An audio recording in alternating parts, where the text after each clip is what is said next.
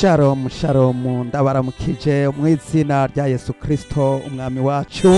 Ndanezerejwe cyane uyu munsi kuko nongeye kugirirwa ubuntu n'Imana kugira ngo dusangire na bene data amajambo y'Imana. Mwene data ndaguhaye kaze muri iki kiganiro. Jewe tugiye kuganira nawe, nitwa Abel Mbonimpa. Tugiye gusangira amajambo y'Imana atubwira ngo kwitegurira kuza k'umwami wacu Yesu Kristo. Ni gute witeguye kumusanganira? Tugiye gusangira ayo majambo mu cete Paulo yandikiye Abitesalonike ba mbere mu gihimba ca 5 duhereye ku murongo wa mbere, n'amajambo atwereka ko ivy'ibihe n'imisi tudakwiye kurinda kuvyandikirwa kuko dusanzwe tuzi ibihe, dusanzwe dufise ibimenyetso vyavyo. Mwene data rero, imbere ya byose ndaguhaye kazi, ndakuraritse tubanze dufatanye rino sengesho, hanyuma duce dukomeza na zino nyigisho. Haleluya. Data wa twese uri mu ijuru, ndongeye mwami gushima nkenguruka yuko mwami wamaze kuduhishurira ibanga ryo kumenya no gutahura. Urakoze mwami ko wagiriye ubuntu abiki gihe kugira ngo bicare biteguye kandi bicare bari maso. Ndakanguriye umukristo wese ahari hose agabe yitegure, abe maso kuko inzamba y'iherezo igiye kuvuga. Ndabigushimiye mwami, nuhabwe icubahiro nyakubahwa mu izina rya Yesu Kristo umwami n'umukiza wacu. Amen. Bene data, dusangire amajambo ari mu Bitesalonike ba mbere igihimba ca 5, dusome duhereye ku murongo wa mbere. Reka nsome mu izina rya Yesu. Ariko bene data, ivy'ibihe n'imisi ntimurinda kuvyandikirwa, kuko ubwanyu muzi neza yuko umunsi umwami wacu uzoza nk'uko igisuma kiza mu ijoro, aho bazoba bavuga bati hari amahoro nta nkomanzi, niho uguhona kuzobaza ko giturumbuka nk'uko ibise biza ku mugore akuriwe, kandi ntibazokwikiza na gatoya. Haleluya. Aya majambo mwene data Paulo yayavuze ayabwira Abitesalonike. Yariko arabakangura ababwira yuko ibihe bari basanzwe babizi, ntibarinda kurinda kuvyandikirwa. Paulo atangura kubwira Abitesalonike arabwira ati, bene data, ivy'ibihe n'imisi musanzwe mubizi, nta mpamvu zo kurinda kubibandikira, kuko ubwanyu murazi neza yuko umunsi w'umwami wacu uzoza nk'uko igisuma kiza mu ijoro. Ndagira nkubwire yuko igihe Yesu azozira ntazogabisha, nta zindi avertissement yiteguye kuzotanga ku bantu ba kino gihe, kuko avertissement zaratanzwe. Murabona ibi byose biriko biraza, ibi bintu byose biriko biraba munsi y'ijuru. Abantu barabwiwe, baraburiwe, baribiwe akabanga. Nta muntu n'umwe azovuga ngo ntiyabwiwe. Ahantu hose hariko haraca ubutumwa bwiza. Abantu benshi barafise Bibiliya, abantu benshi barinjiye mu isengero, abantu benshi barabatijwe, abantu benshi barigishijwe gusoma no kwandika. Kugeza no munsi abantu benshi barafise ama internet, abandi barafise amatelefone. Ivyo byose mbere bitaraza, abantu mwarigishijwe gusoma, mwarigishijwe kwandika. Iyo umaze kumenya gusoma, uca utangura kumenya ingene usoma, uzingurura Bibiliya ukayisoma, hanyuma ugatangura kumva ivyanditswe muri yo, kandi bikagufasha, mbere bigafasha na mwene so. None ni gute abantu benshi b'iki gihe badashobora kugendeza ngo bamenye ivy'ibihe turimwo? Jambo ry'Imana riravuga riti usoma niyiyubare. Yesu Kristo yabwiye abafarisayo bashaka kumubaza ikimenyetso kiva mu ijuru, ariko nawe arababwira ati, iyo bugorovye muramenya yuko buza kwira, kandi izuba girasiye muramenya yuko buza gufurungana, canke agacu gakuvye muramenya ko imvura iza kugwa. Yesu arababaza ati, none kuki mudashobora kumenya ivy'ibihe kandi mukavyibagiza mubizi? Abantu benshi iki gihe bararaba bakamenya yuko meteo imvura iza kugwa, canke ko izuba riza kwaka, canke bakamenya ko haza kuba imbeho, canke ko haza kubaho ubushuhe. None ikibazo kiraje ku bantu b'iki gihe. Muri iki gihe habaye za tekinoloji nyinshi, amaterambere ya connaissance y'ubumenyi, bantu benshi bamaze kumenya bakagendana n'ubumenyi no mu ntoke zabo. Ni kuki badashobora kumenya ko turi mu minsi y'imperuka? Mwene data uri muri groupe bamaso, ndagira ngo nguhumura amaso, ngukangure nkubwire ngo kanguka, raba witegereze agace urimo n'ikirere urimwo, ijoro rirakuze bugira buce. Raba amajambo Yesu Kristo abigira abafarisayo mu butumwa bwiza bwa Matayo igihimba ca 16 umurongo wa mbere kugeza ku wa 4. Dusome mu izina rya Yesu. Abafarisayo n'abasadukayo baraza barondera kwabereka ikimenyetso kiva mu ijuru bamugeza. Nawe arabishura ati, iyo bugorovye muravuga muti buca haba umuco kuko ijuru ryirasiye. Mu mutwenzi muravuga muti hagira hafurungane kuko ijuru ryirasiye kandi ryiraburaniwe.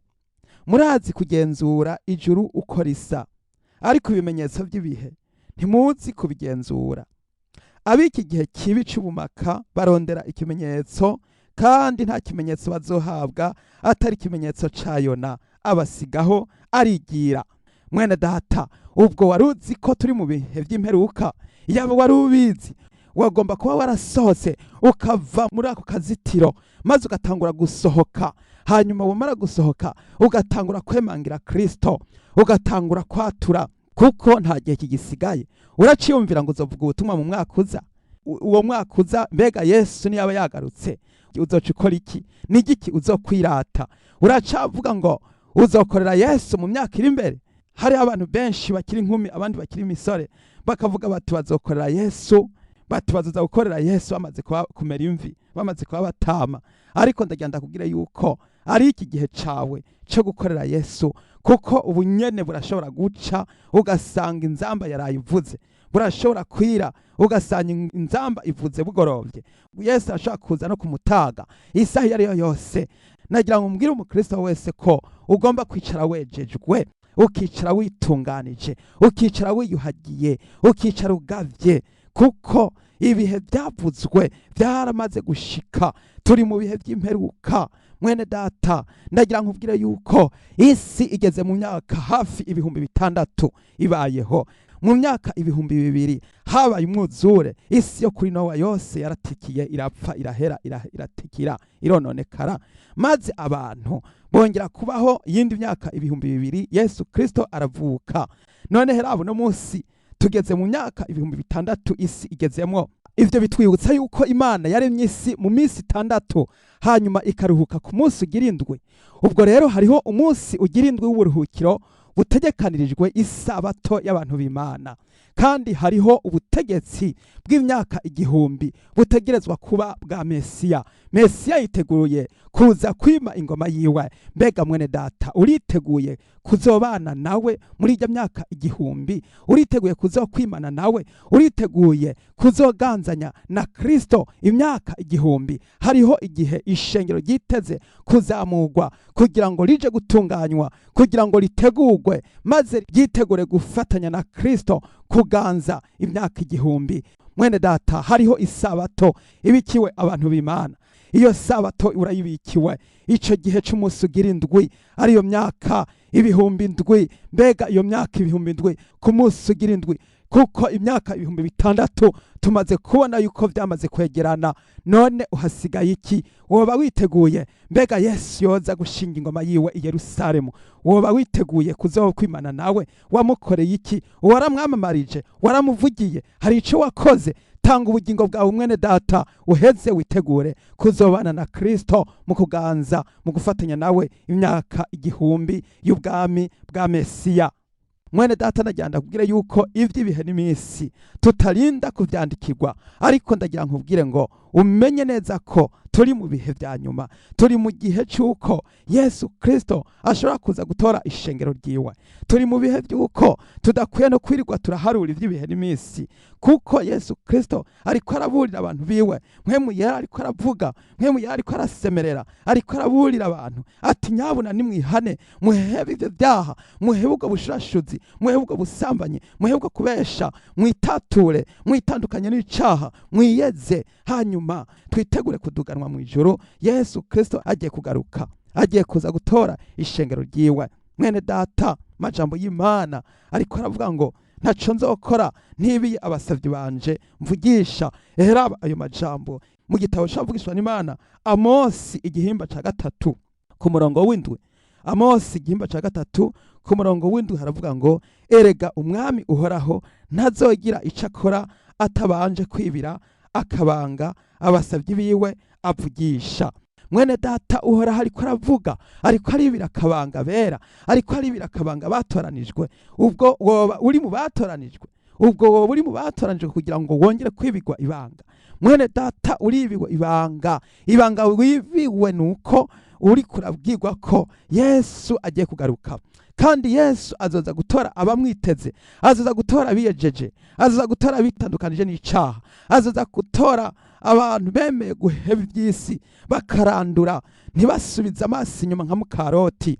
Mukaroti yakibije amaso yaguye mu bugaragwa, yahoneye mu bugaragwa, ahinduka inkingi y'umunyu kugeza n'ubu. Iyo nkingi iracariho na bugingo n'ubu. None wewe uracasubiza amaso inyuma, wibaza ko muri iyi si uzohakura iki?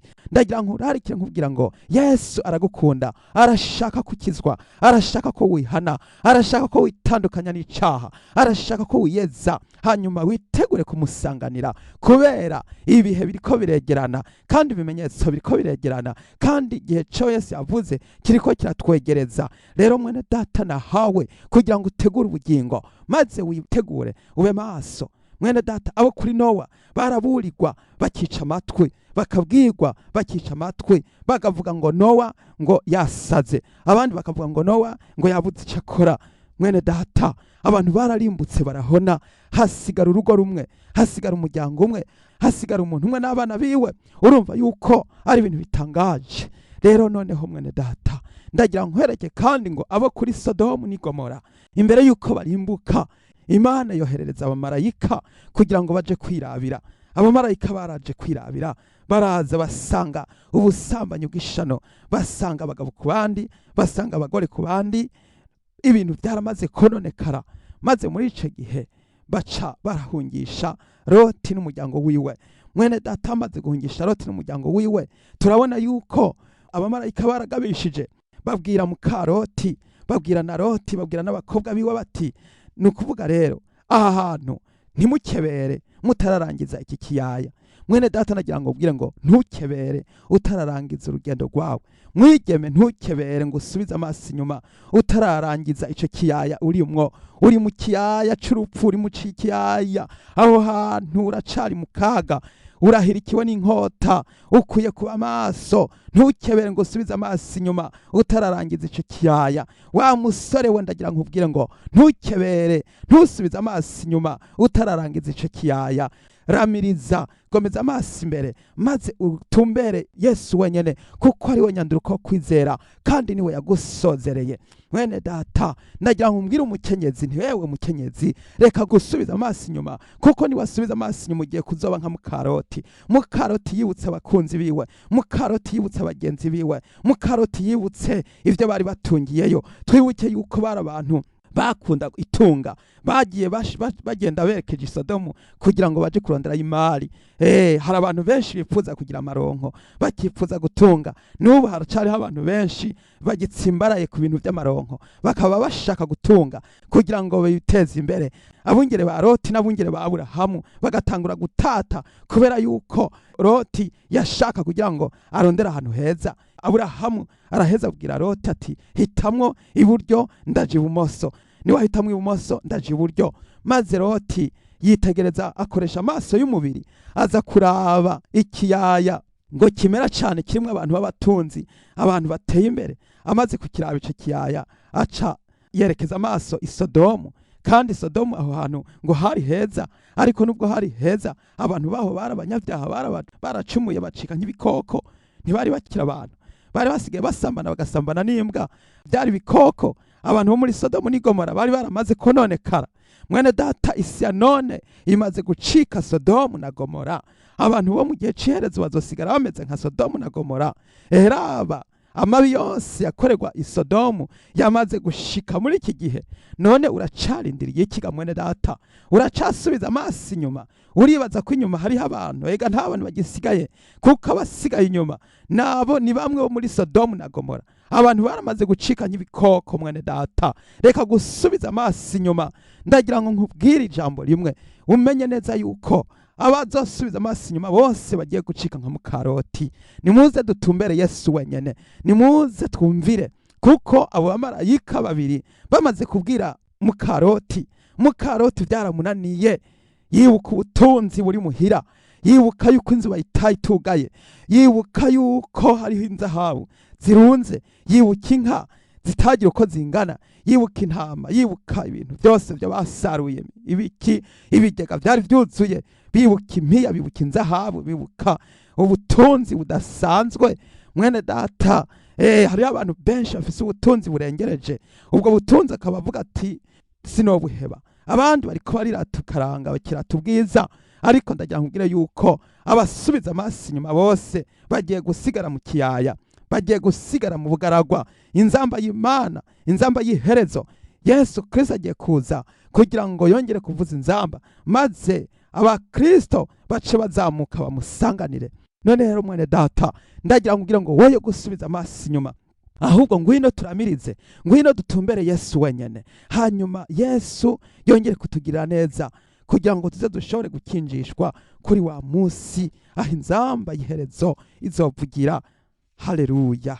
Hano turiko turabona amajambo ariko aratubwira ngo ku murongo wa 4 ngo ariko mweho bene data ntimuri mu mwiza ngo uwo musi ububire nk'igisuma, kuko mwese muri abana b'umuco n'abana b'umurango, ntimuri ab'ijoro canke ab'umwiza. Nuko rero ntidusinzire nka babandi, ariko twame tugavye, twirinde ibiboreza. Mwene data, iyi gurupe bamaso ni gurupe yo gukangura abantu, kugira ngo abantu bikangure, kuko ndagira nkubwire yuko Yesu azoza nko mu gihe cyo mu gicugu. Mu gihe cyo mu gicugu abantu bose baba basinziriye. Twibuke ko za nkumi 10 zimaze kuzanzamuka, 5 muri bo bari bijuju, bandi 5 bari abanyabwenge. Hariho abantu biteguye, bamaze kugaba, bamaze gushira amavuta mu macupa yabo. None mbega nawe ikibazo kiraje, ubwo uje waramaze gushira amavuta muri ayo macupa, mbega amacupa yawe aruzuye? Mwene data, suzuma urabe, kuko Yesu agiye kuvuza inzamba. Nuko razoza gutora abantu bari maso, abantu biteguye. Ndagira ngo mburire kandi nkangurire abantu bo muri gurupe bamaso, kugira ngo mwicare mwiteguye, mwicare mugavye, mwicare muri maso. Yesu agiye kugaruka, inzamba y'Imana igiye kuvuga, kuko ngo basinzira mwijoro n'ababorerwa mwijoro. Birashakirwa ko ugomba kuba maso, ukamera nk'umuzamu. Umuzamu yicara arorereye, ategereje shebuja, kandi akaba ategereje kugira ngo igisuma ntikize ngo cibe. Muri ico gihe rero yicara agavye. Nuko uko niko kazi k'umuzamu. Nawe uri umuzamu, ndagira ngo mbwire umuntu wese wo muri gurupe bamaso ahagarare mu iposte yiwe. Hagarara mu iposte yawe mwene data, uhagarare mu izamu ryawe. Umwe wese ahagarare muri poste yiwe, kugira ngo wari wese ahagarare mu kirengero ciwe, maze duhagarare, maze dushikame, hanyuma tube abarinzi, hanyuma dutangure kuvuga imburi, hanyuma tuburire babandi banse kwihana, kandi dutangure kugenzura, kuko ijoro rirakuze bugira buce. Ijambo ry'Imana riravuga ngo ewe murinzi we, ngo mbega ngo ijoro rigeze. Nawe ngo aramwishura ngo bugira buce, ngo bwongere bwire, ngo hanyuma buce, ngo kandi nimwashaka kumva no kwemera ngo nimubaze, hanyuma nimwamara kumva hanyuma ngo muze. Nagira ngo mbwire umuntu wese aze munsi y'igiti cy'umusaraba apfukame, hanyuma asengerwe, yihana icaha. Ico caha washize ku ngoma kirandure, ico caha washize ku ngoma mwene data kirandure, kuko nutakirandura cyo kirakurandura, nutagisenya cyo kiragusenya. Kuko ndagira nkubwire yuko icatumye mukaroti ahinduka inkingi y'umunyu na bugingo n'ubu ni kubera yarafise icaha cyo kutumvira, akagira icaha c'akazika. Yakomeje yibuka ivy'akahise bimunanira kugira ngo ashingire ibiri imbere. Mwene data, hinduka maze urangamize umwami Yesu Kristo. Urabe Yesu Kristo ari ku musaraba, hanyuma wakire umwami Yesu, maze wongere guca bugufi mu bugingo bwawe, hanyuma wongere kuba maso. Jambo ry'Imana ratugira ngo gira ube maso, ngo komeze ibisigaye bigira bipfe, ngo ko atabikorwa nabonye bisozerewe imbere y'Imana yanje. Gira ube maso mwene data, gira ube maso. Hano mu majambo yo mu vyahishuriwe Yohana igihimba ca 3 umurongo wa 2 haravuga ngo gira ube maso ukomeze ibisigaye bigira bipfe, kuko atabikorwa byawe nabonye bisozerewe imbere y'Imana yanje. Mwene data, gira ube maso mu ngeso zawe, gira ube maso mu byo ukora no mu byo uvuga, gira ube maso, hanyuma ukomeze ibisigaye bigira bipfe, kuko atabikorwa biriko biragaragara imbere z'Imana yacu. Imana yacu nihabwa icubahiro. Ngo niwibuke rero ingene wakiriye kandi wumvise, uvyitondere wihane.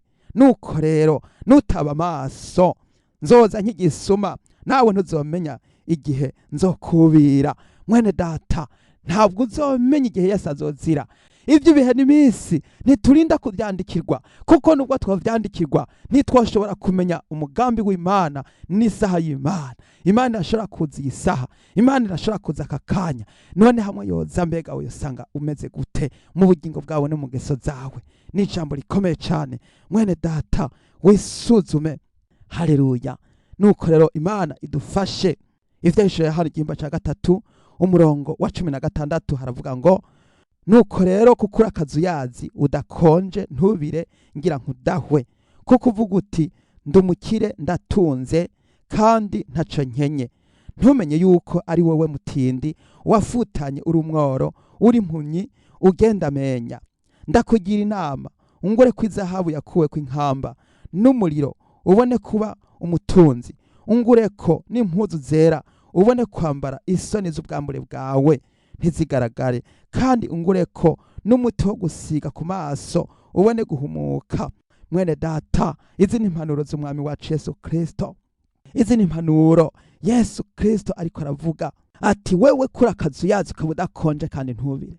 Yesu agira kudahwe, agira kudonka uko yadashwe mu karoti. Mu karoti yakomeje akebera asubiza amaso inyuma, byaranse ko asubira kubandanya urugendo.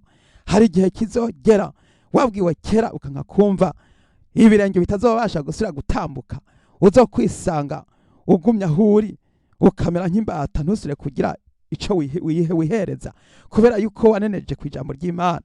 Gira ube maso, ukomeze ibisigaye bigira bipfe. Mwene data, ngo Yesu ariko arakugira inama kugira ngo wongere kumugura ko impuzu, hanyuma ntugenda amenya impuzu zambikwa ubwambure bwawe, kugira ngo wongere kumugura ko n'inzahabu ubone kuba umutunzi.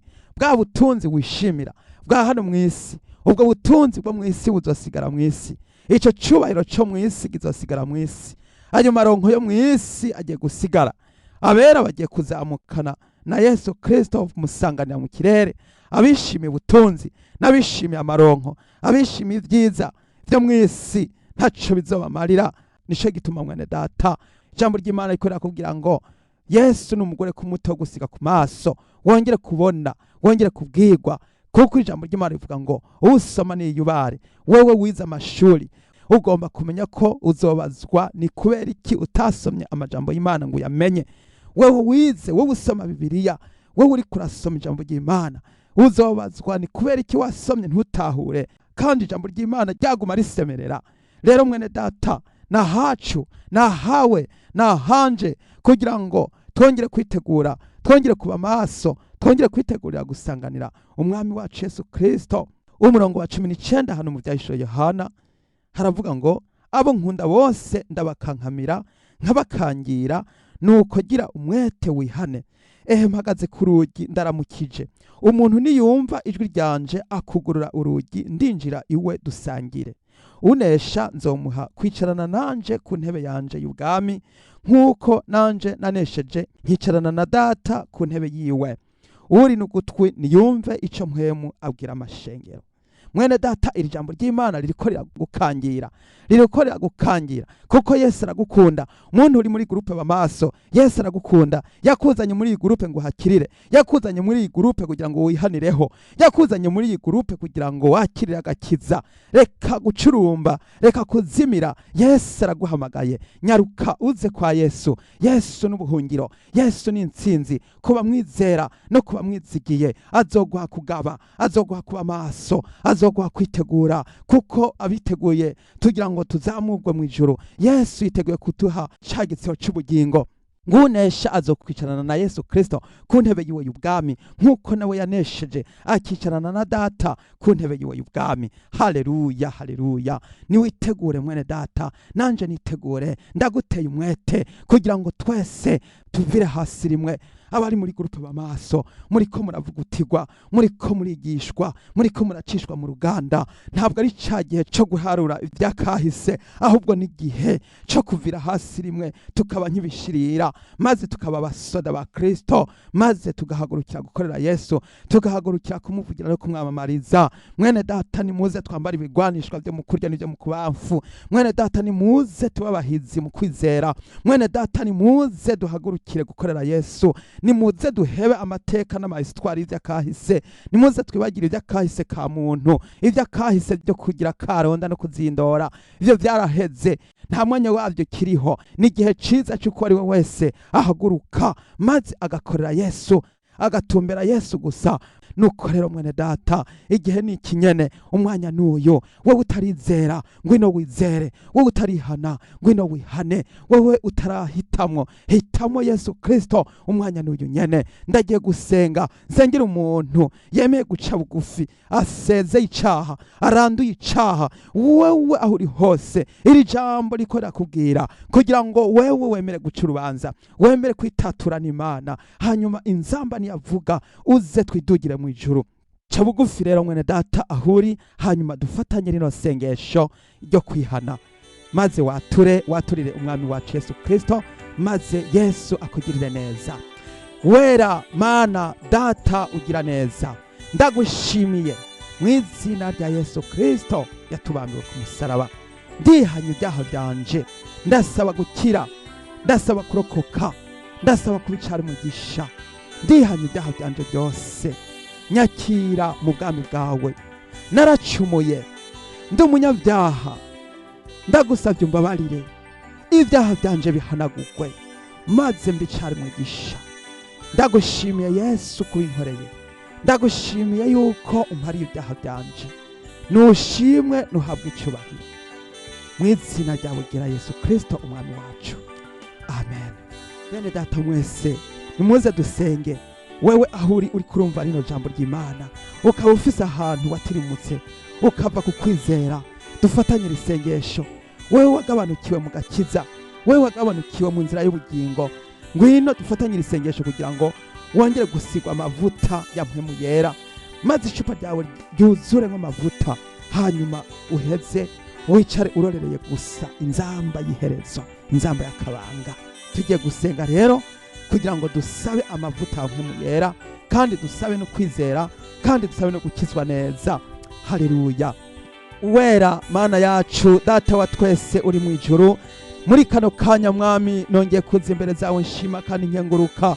Urakoze Mwami Data, ndakweretse ubwoko bwawe, ndakweretse abera, ndakweretse abana b'Imana, ndakweretse uyu muntu yaguye, ndakweretse uyu muntu yagabanukiye mu kwizera. Ndamusabiye inkomezi, yongere gushikama, yongere guhagarara mu nkomezi, yongere gusukwa ko mpwemu yera. Ndasengeye umuntu akeneye ubushobozi bwa mpwemu yera, umusuke ku mwuka wera, umusuke ko mpwemu yera, maze Mwami yongere gusigwa amavuta. Ndasengeye uno muntu Mwami, amavuta yagabanutse yongere kongezerezwa amavuta, amavuta ya mpwemu yera. Yaragabanukiwe mu gakiza mu kwizera, ndamusabiye amavuta, yongere gusuka kwa amavuta, kuko nta mwanya uzowugiriho wo kuza kurondera amavuta ku bacuruzi. N'igihe ciza cyo kuzuza amavuta mu macupa ya buri muntu wese. Yesu nyuzurize icupa, Yesu nyuzurize, kugira ngo Mwami amavuta mpwemu yera ambemwo, amboneke ko amaraso ya Yesu Kristo anyeze, amboneke ko nongere guhinduka, nongere kwezwa, nongere gukizwa mu izina rya Yesu Kristo. Ndagushimiye Mana kuko ari uri kuratabara kugira ngo abantu bezwe, abantu bakizwe, bitegure kuja mu ijuru. Yesu n'igihe ciza, n'igihe ciza cy'umunaguro, n'igihe ciza cyo kwambara amakamba, n'igihe ciza cyo kwambara ibitsibo, n'igihe ciza cyo guhaguruka dukorere Yesu, n'igihe ciza cyo gutumbera inzira y'umusaraba. Ndakweretse uyu muntu yahejeje kwihana, umuntu yasenze yihanye, ndamusabiye kugira ngo amazina yiwe yandikwe mu gitabo cy'ubugingo cyawe mwagazi w'intama. Umuharire ibyaha byiwe byose, umwezeshe amaraso yawe igiciro kinini mu izina rya Yesu Kristo. Ndagushimiye kubikoze Mana, nubishimirwa nuhabwa icyubahiro mu izina rya Yesu Kristo umwami wacu, amen. Muri kano kanya dusengere abafise imitwaro itandukanye, dusengere abagwaye, dusengere muntu wewe ufise ikibazo cy'ubugwaye. Ni igihe ciza cyo kugira ngo upfukame aho uri maze ushire ikiganza aho ugwaye, hanyuma ukire. Yesu aragukiza. Niwaba wizeye by'ukuri ingwara yawe irakira, irahunga mu izina rya Yesu Kristo. Tugiye gusengana nawe. Mwami wanje Yesu databuja wera, ndagushimiye ko ari ukiza. Ndagushimiye abantu benshi bamaze gukira, ndagushimiye abantu bamaze gukizwa indwara zabo. Ndasengeye umuntu mwami wongere kumukiza ubumuga mu izina rya Yesu. Wowe umugaye muguruka mu izina rya Yesu. Wowe ufise ukuguru kukimuga muguruka mu izina rya Yesu Kristo. Wowe ufise ukuboko guhetamye nikugororoke mu izina rya Yesu. Kora kuri uko kuboko mu izina rya Yesu. Bohoka mu izina rya Yesu Kristo. Wowe urwaye umugongo, uwo mugongo urakize mu izina rya Yesu. Kora ku mugongo wawe maze uvuga amajambo yo gukira mu izina rya Yesu. Yesu aragukijije. Wowe urwaye izosi, igitugu, ndagusenge kugira ngo ukire mu izina rya Yesu. Igitugu congere kumera neza mu izina rya Yesu Kristo. Ndasenga ujya umuntu amenetse umutwe yongere gufata ku mutwe maze umutwe uremuruke yumva amahoro. Ndagushimiye mwami, gendera abantu benshi batararonka kwizera, ubongere kwizera. Ingwara z'igisukari ndazirukanye mu izina rya Yesu. Wowe urwaye igisukari kira mu izina rya Yesu. Yesu arakugendeye. Ndasengera abantu b'ingwara zose, wowe urwaye niwizere Yesu arakiza, Yesu aratabara. Urakoze Mana, ndagushimiye ko ari uvura ariko ari ukiza. Ndagushimiye abantu bakize, ndagushimiye abantu babohotse mu ngwara z'imitima n'iz'imibiri. Mwami wanje Yesu Kristo, ndasenga ujya umuntu ari ku musego, ujya umuntu ari ku musego navyuke maze databuja yongere kuvyuka ko rudukorwa mu izina rya Yesu. Ndasenga umuntu ari mu bitaro, ndasenga umuntu agwajije umuntu wiwe ari mu bitaro akire mu izina rya Yesu Kristo. Niwizere Yesu. Yesu yazuye Lazaro maze iminsi 4 mumva, arafise ububasha bwo kugukiza iyo ngwara yawe. Nico gituma abizeye mwese mukaba mumaze kugira ibyizigiro. Yesu arabakijije, ukwizera kwawe kuragukijije maze ugenda amahoro. Yesu n'umuganga, Yesu n'umugira neza. Ndasenge umuntu afise abadayimoni bahunge, abadayimoni basohoke, bagende, batekere, bateshwe bate mu izina rya Yesu Kristo. Mwami Yesu Kristo, turirukanye imiyaga mibi, turirukanye imyuka mibi mu izina rya Yesu. Umuntu yafise ikibazo yari ishano arakize, arabohotse kuko Yesu aramugendeye. Yesu nushimwe. Ndagushima abantu bariko barabohoka, ndagushimiye abantu bariko barakizwa. Izina ryawe habwe icubahiro. Yesu nushimagizwa nushigwa hejuru. Nuko mwami ukomeze kubana natwe, yego menya kubahwa, maze twicare turorereye ukugaruka kwawe, kuko igihe cyo kuza kwawe cegereje. Natwe uduhe kuba maso uhereye none, twame tugavye maze dukora ibikorwa vyera, maze twitegure kugusanganira. Ndabigushimiye, haleluya, ndavyambaje shima mu izina rya Yesu Kristo umwami n'umukiza wacu, amen. Mwene data, wumvise ko ufise igishinga ntahe ugomba kuturungikira. Nawe mwene data wumva ufise umutwaro ushaka gutura abakozi b'Imana, wo duhamagara kuri zi telefone za WhatsApp. Igiharuro kimwe 819 588 ubusa ubusa indwi. Igiharuro kimwe 819 588 ubusa ubusa indwi. Mwese Yesu abahezagire. Shalom shalom.